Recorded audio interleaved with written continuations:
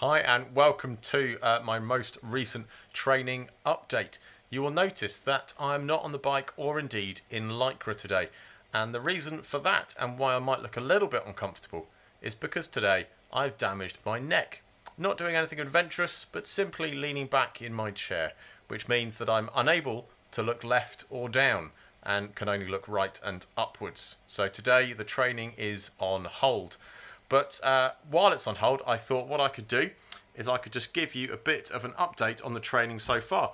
Since the beginning of this year, I have completed around 72 training rides, most of which have taken place inside the pain cave, also known as the garage. Later on in this video, I'm going to give you a little tour of the pain cave itself, where I've spent many happy hours and some unhappy ones as well. So as I say, so far this year I've completed 72 training sessions, and that is around 91 hours of training. In that I've covered about 2,500 kilometers and burnt 53,000 calories. So all the cake and pizza I can eat. That's my excuse anyway. And the training consists of a whole variety of things. Some of it is called interval training, where you do various lengths of time of high intensity, high effort, and then some recovery periods. Some of it is 40 seconds high intensity, 20 seconds recovery. But also I've done some full endurance training rides. So that could be 2 hours on the bike, 5 hours on the bike. And now that the weather is nice, it's good to be able to go out and do some of that outside. But predominantly, most of those 72 training sessions have been in the garage, staring at a brick wall, or a laptop screen with some YouTube or films on for those 2 to 5 hours. That's the update so far. I'm hoping to get back on the bike soon. If you prayer for my neck would be amazing, just so I have a bit of freedom of movement there and can get back on the bike to do some training. Okay, so let's enter the pain cave, also known as the garage. Forgive everything else that is in here. It is not only used as the pain cave, obviously.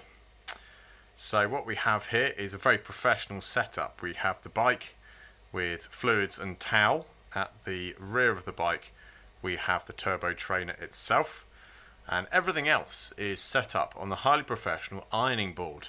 So that has the laptop with the software I use to train, and then an upturned bucket with a fan on.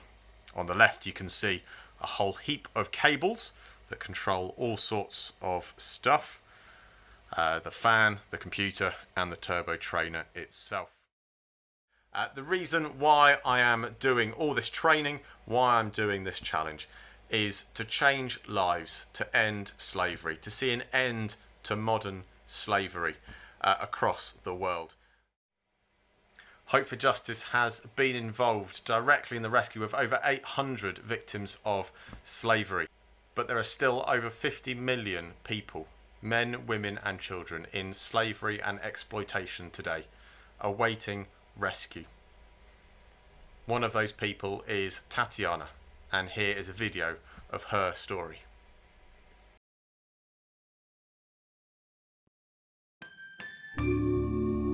Tatiana is 23 years old and from a country in Eastern Europe. It was so difficult to find work in my home country. I was completely desperate to find some way to take care of my parents. We were too old to work any longer. A distant uncle from my family said he knew some people in the UK. He said I could make some work with them, and why don't I try and see what happens. He tells me he can help me to bring my passport and to make arrangements and so on. He says if I promise to pay him back, he will take me in his car. At first, it was okay. They seemed nice. I think they like me. But soon things changed.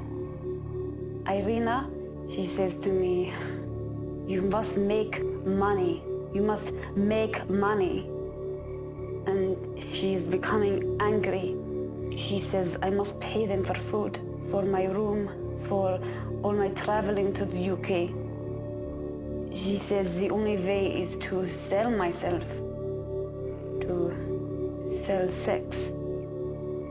I cannot believe it. I said to her, "You are joking." I laughed at her, but she said, "No, I must have pictures. I must make advert to show on the internet." I said, "No." I said, "You cannot say this to me. I won't do this."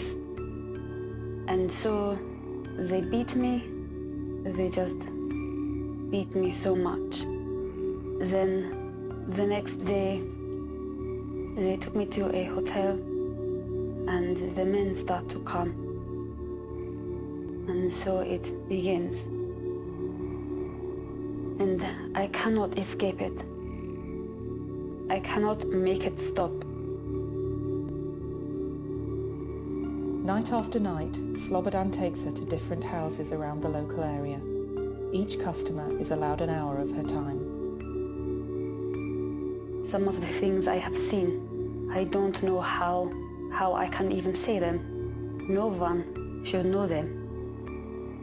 Sometimes I think I am dying.